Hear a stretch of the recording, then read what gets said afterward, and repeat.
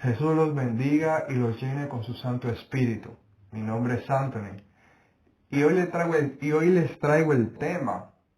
¿Es lícito diezmar? ¿Todavía se tiene que diezmar? ¿Qué dicen las Escrituras acerca de esto? Y es muy importante dar ese tema porque muchos tienen esa pregunta, esa incógnita. Porque ciertamente en las iglesias de cuatro paredes les exigen ese diezmo o le hablan con las escrituras de ese diezmo. Muchos se sienten inseguros, pero hay que ver muchos puntos. Por ejemplo, si esta práctica se hacía en los tiempos de los apóstoles, o qué dice Jesús, nuestro Señor, nuestro Dios, acerca del diezmo. O sea, qué dice en el Nuevo Testamento del diezmo, en otras palabras, y muchos factores que hay que analizar para ver si todavía es lícito diezmar, porque muchos tienen esa incógnita, esa pregunta. Y un versículo que usan mucho los pastores de hoy en día para exigir el diezmo. Ojo, que la palabra dice que no te puedes enseñorear de las ovejas, sino ser ejemplo de ellas. Y muchos pastores exigiendo el diezmo para poder entrar a sus iglesias, ese es prácticamente un señorío cuando el Evangelio es libertad en Cristo Jesús. Es libertad en Cristo Jesús. Pero, ¿cómo puedo explicar esto? ¿Cómo podemos ver las escrituras acerca del diezmo, de la libertad, bueno, primero, el versículo famoso que usan mucho los pastores es Malaquías 3:10, que dice: trae todos los diezmos al alfolí, y haya alimento en mi casa. Probadme ahora en esto, dice el Señor de los ejércitos. Si no, os abriré las ventanas de los cielos, y derramaré sobre vosotros bendición hasta que sobreabunde. O sea, aquí el Señor es como un mandamiento con promesa. El Señor está diciendo: traer los diezmos al alfolí y derramaré bendición de los cielos. O sea, muchos pastores usan eso como que tú tienes que diezmar para que el Señor te bendiga. Hay algunos hermanos que están mal en sus vidas, y el pastor le dice: no, eso es por no diezmar que te pasa eso, que el Señor no te bendice. Y no es así en realidad. Este mandamiento, esta profecía es de Malaquías 3:10 y es del Viejo Testamento. O sea, en el Viejo Testamento todavía estaban bajo la ley, porque aún no había venido Jesús, no había venido la verdad. Como él mismo lo dice: yo soy el camino, la verdad y la vida. Nadie viene al Padre sino por mí. O sea, la ley no te podía llevar al Padre, sino solo Jesús. Y vamos a ver qué dice Pablo en Gálatas 3, 19, 29, del 19 al 29, acerca de la ley. O sea, porque el diezmo es parte de la ley, es parte de la ley de Moisés, de la ley judía. Pero ¿qué dice Pablo acerca de esta ley? Ya cuando vino Jesús y estableció su reino. Pablo dice: entonces, ¿para qué sirve la ley? Fue añadida a causa de las transgresiones, hasta que viniese la simiente a quien fue hecha la promesa, la iglesia, entre paréntesis, y fue ordenada por medio de ángeles en mano de un mediador. Y el mediador no lo es de uno solo, pero Dios es uno. Luego, ¿la ley es contraria a las promesas de Dios? En ninguna manera. Porque si la ley dada pudiera vivificar, la justicia fuera verdaderamente por la ley. Mas la Escritura lo encerró todo bajo pecado, para que la promesa que es por la fe en Jesucristo fuese dada a los creyentes. O sea, aquí está diciendo que la ley no puede vivificar, lo que vivifica es la fe de Jesús. Y la ley fue dada para encerrar el pecado.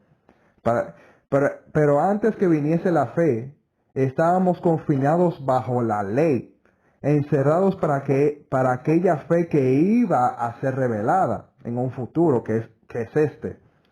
De manera que la ley ha sido nuestro ayo, para llevarnos a Cristo, a fin de que fuésemos justificados por la fe.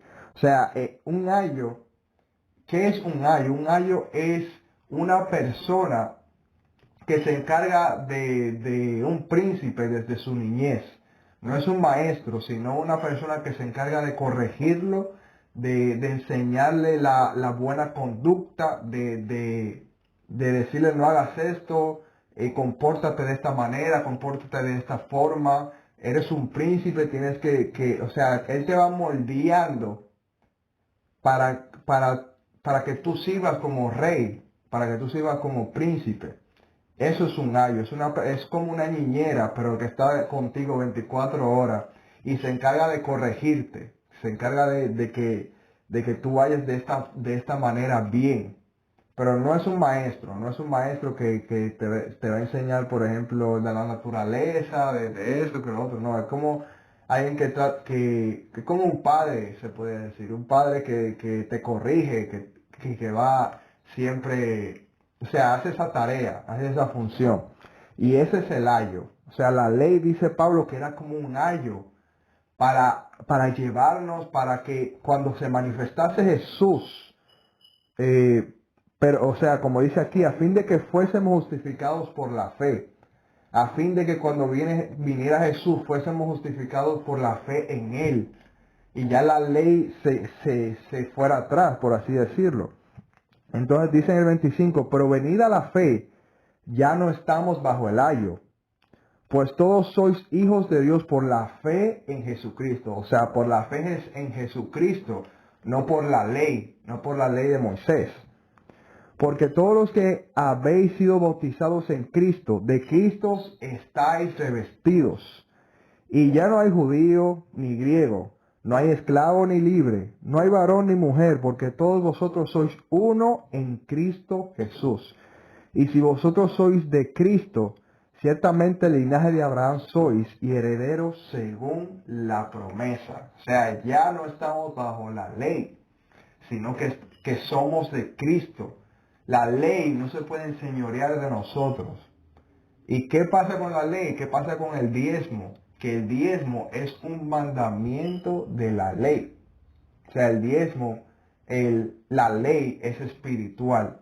Es una forma, es como mostrando la actitud de Dios a la iglesia, como mostrando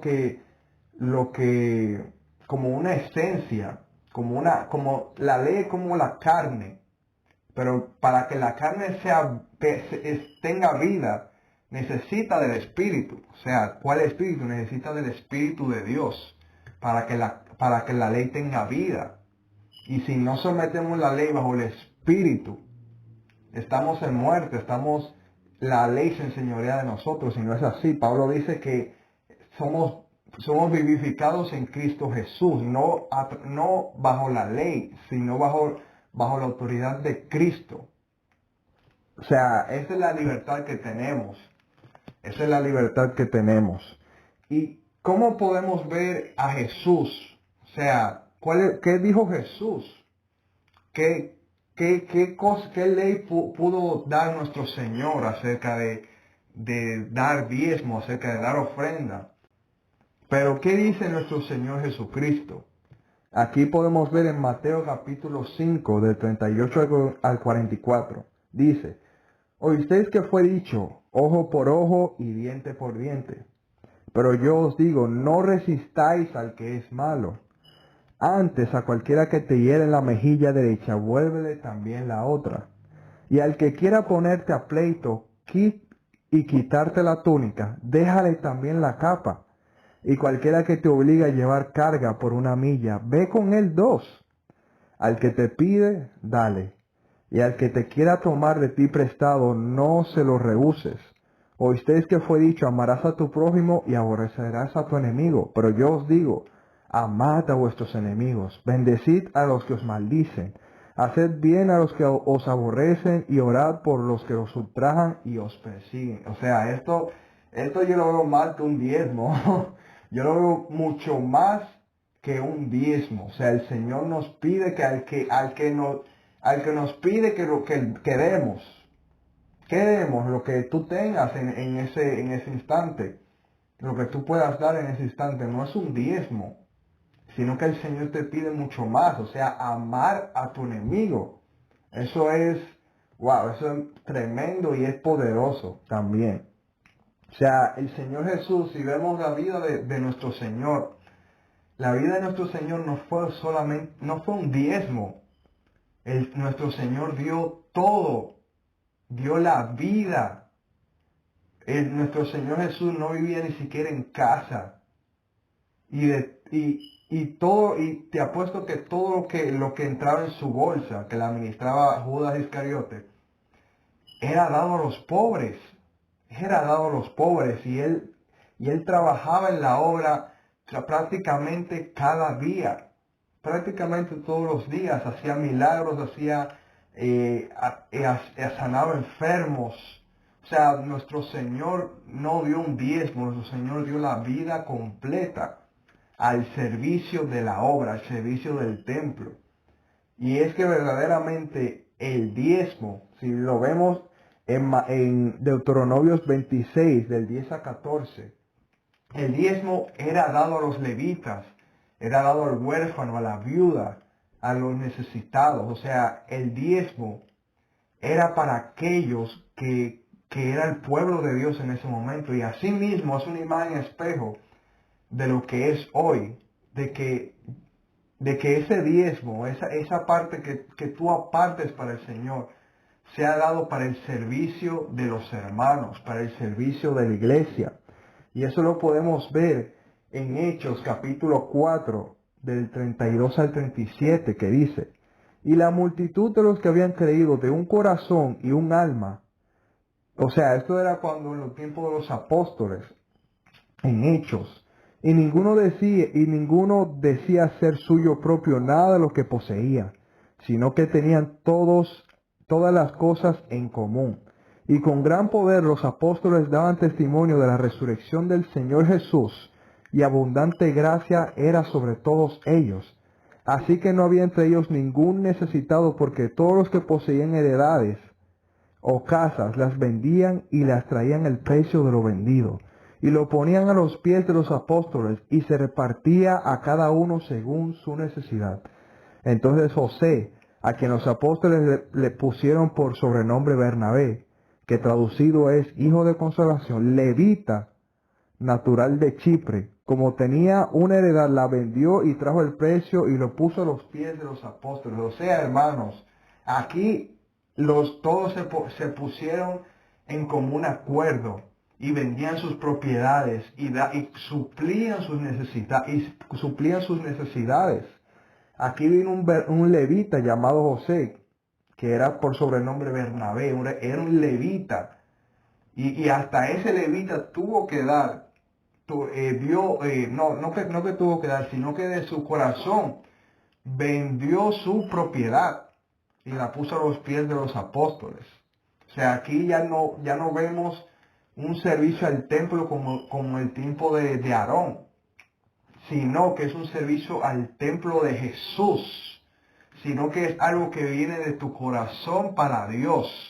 No es algo que fue forzado o que te obligaron, sino que ellos con un acuerdo, o sea, se pusieron a dar todo por causa del Evangelio, por causa de los hermanos.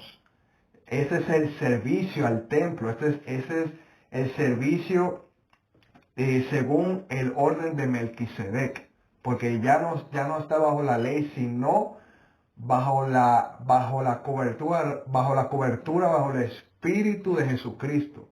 Y ahora nos hacemos la pregunta, ¿es lícito diezmar? O sea, después de todo lo que dije, se pueden sacar sus conclusiones, pero en mi opinión, sí es lícito diezmar.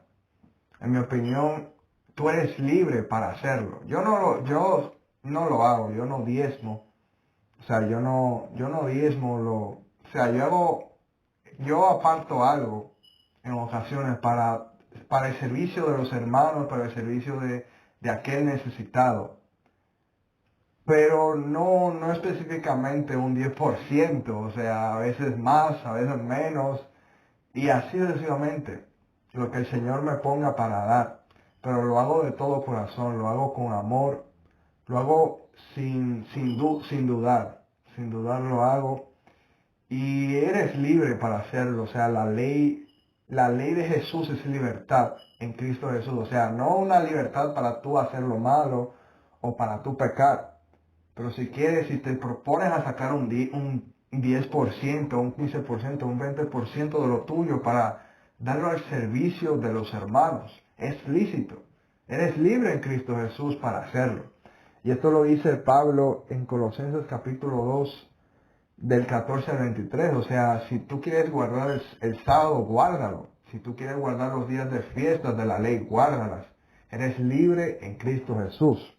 ¿Y qué dice en Colosenses? Dice, anulando el acta de los decretos que había en contra nosotros, que nos era contraria, quitándola en medio y clavándola en la cruz, y despojando a los principados y a las potestades, los exhibió públicamente, triunfando sobre ellos en la cruz.